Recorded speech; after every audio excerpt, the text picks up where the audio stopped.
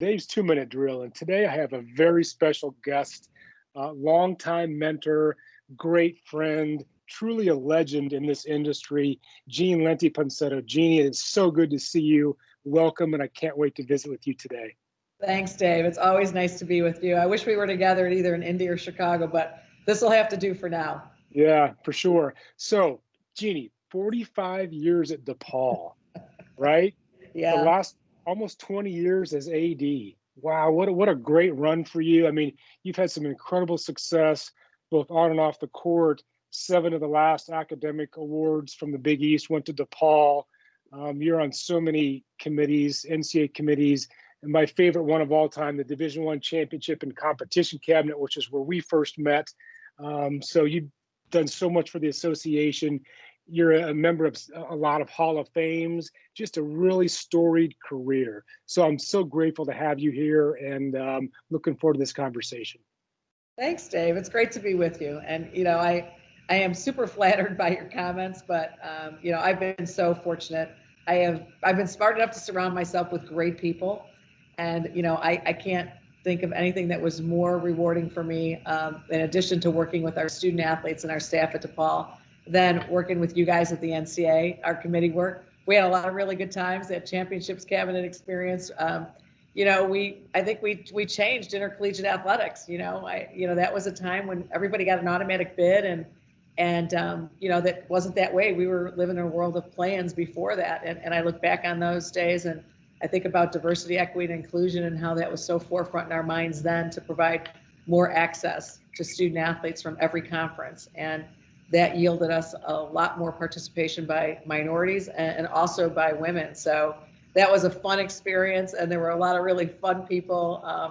So terrific memories. So Yeah, having I agree with you 100%. So as you head out the door, Jeannie, um, with an incredible amount of knowledge and history in college athletics, what would you tell yourself your in your early career? If you could go back and tell Jean Lenny Ponsetto when she first started out what you would want her to know, what would you say to her?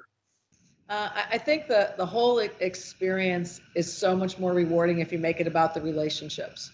The relationships you have with your student athletes, the relationships that you have with you know, um, their families, the relationship that you have with your staff, and of course, other people in the university, faculty and staff, and then your fans and donors and alumni. But then the relationships that you have with your colleagues. One of the things that was so rewarding for me, very young in my career, was the NCAA convention, and I really miss those days. And I'm not really sure if we're going to talk about that later or not, but to me that was one of the best and most rewarding professional experiences in my career, was to hear the leaders of the generation before me shape and form intercollegiate athletics. But it was all about the relationships. And I would say to any young administrator starting out, to make your career about the relationships and make it about the people, and not about, you know, um, winning championships and, trying to garner as many awards as you possibly can. I think if you treat young people the right way, and you provide the right experience for everybody involved in the enterprise, all that will be a byproduct of how it is that you experience and treat people. Yeah, that's really great advice. We talk a lot in AMA about being good colleagues to each other and to our friends in the membership. So I really appreciate you saying that. What's the one thing you'd like for AMA staff to know what it's like about being on campus in college athletics today? Well, times are changing, and I don't envy. I've actually said this to my Big East colleagues. I don't envy these next couple of years ahead. I really, I think it's to really cherish the moments, and to enjoy the experiences of working with the student athletes. But I also think it's about their personal, growth and development. So I think that's a huge component part that everybody needs to recognize and understand, that, intercollegiate athletics is more about, going to practice and about going to games and events and competition. There's a whole other educational experience, and I think sometimes that gets lost. And I think it would be great, and I think your staff, it does a terrific job of understanding that there are young people's lives that are behind the decisions that you're making.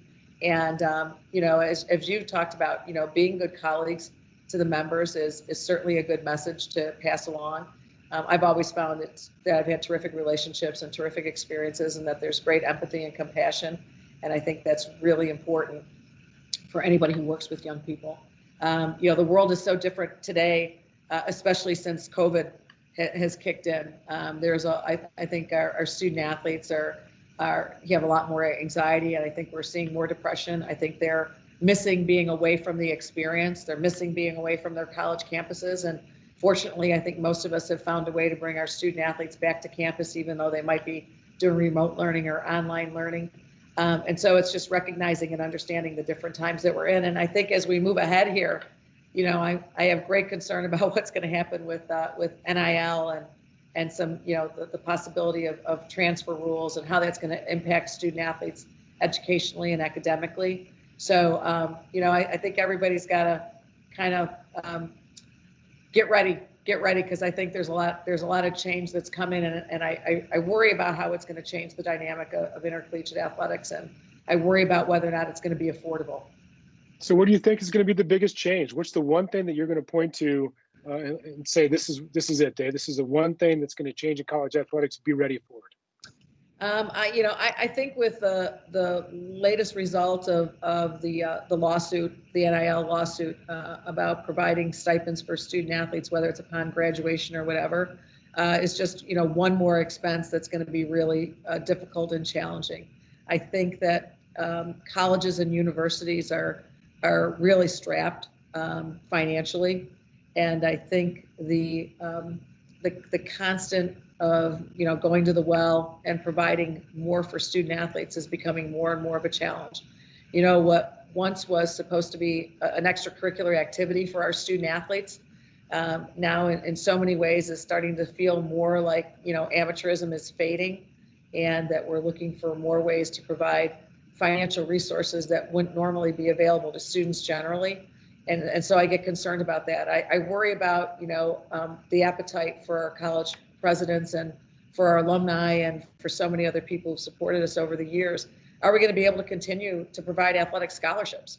In lieu of providing some of these other dollars, will institutions say that we're only going to provide need-based aid going forward? We might not be able to provide athletic scholarships. So to me, that's probably the latest topic that's out there, and it's layered in with NIL and I really it kind of keeps me up at night.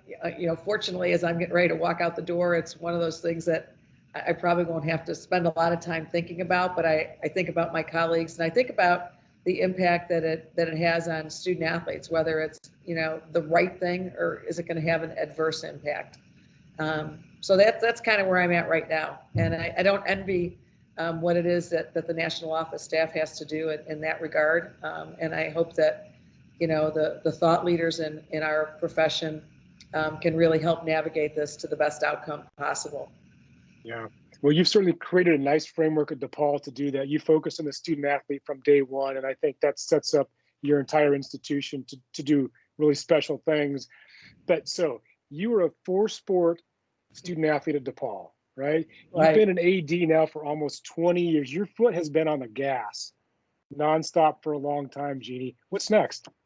First of all, I'm going to just take a couple months to just chill and kind of kick back a little bit. I'm really looking forward to, just walking over to practice and enjoying that. Whether it's, any of our teams that are out there practicing right now, I've always enjoyed that part of what I do. And so I'm going to continue to do that and kind of stay out of my successor's way. Visit friends and colleagues around the country. One of the great gifts that was given to me by all the many opportunities to serve at the NCAA level, different committees and cabinet positions, is that I've made a tremendous amount of friends. Some of the closest and dearest friends I have are in the membership. So I'm going to spend a little time, hopefully, the ones that are a little bit easier to get to. So you're probably going to see me in Indy, or I'm going to make you come to Chicago and visit. So I hope to do a little bit of that. And then Joe and I think we'd like to do a little bit more travel around Europe and other different places. But for the most part, I'll probably do a little teaching. Been invited to help friends who are in consulting and be a part of that. So I've got some plans, but by and large, I'm probably going to stick close and be able to stay close to our student athletes in our program. I mean, to me, that's been one of the greatest joys of the experience, is to watch their growth and development. And, there's just no better to watch them from freshman to graduation, and see how it is that they go out in the world and become difference makers. And I'm so energized right now by their enthusiasm around diversity, equity, and inclusion issues. I love that they want to use their voice in the most positive of ways. I love the energy that they're putting around voting in this upcoming election. So, those to me are the real rewards, that, the educational process that you're engaged in with them, and the time that you spend in life skills programs, and the time that you spend in mentoring and teaching beyond the field or the court or the track. It really is meaningful. And so I'm really proud of our coaches. I'm proud of our coaches nationally, and all the administrators around the country. And of course, the role that you guys play at the national office in providing leadership about how important those topics are for our young people right now. So I'll get to have a front row seat, but I won't have to do any of the work. Yeah. Well, I mean, you've done so much for so many, been a tremendous mentor, an incredible colleague, just the greatest of friends. One thing I can say, Gene, is whenever somebody says the name Gene Lenti Ponsetto, that always brings a smile to the other person's face. And that is just a reflection on all you've done for thousands and thousands of student athletes, people across the country. You're just loved across the board, and I'm honored to call you a friend. I thank you for spending time with us today, Jeannie. It's been a great pleasure to talk to you and listen to you and give my best to Joe, and I'm sure we'll be in touch. And you do the same with Tracy and Dave. I I feel like I have only given away what I've gotten back tenfold. What I get from my friends and colleagues, and like I said, I think we've had great professional relations and great personal relations, and that's what's made this business so great. So thanks for having me today, and good luck to you and your staff the rest of the school year. Thanks, Jeannie. Take care of yourself. Thank you.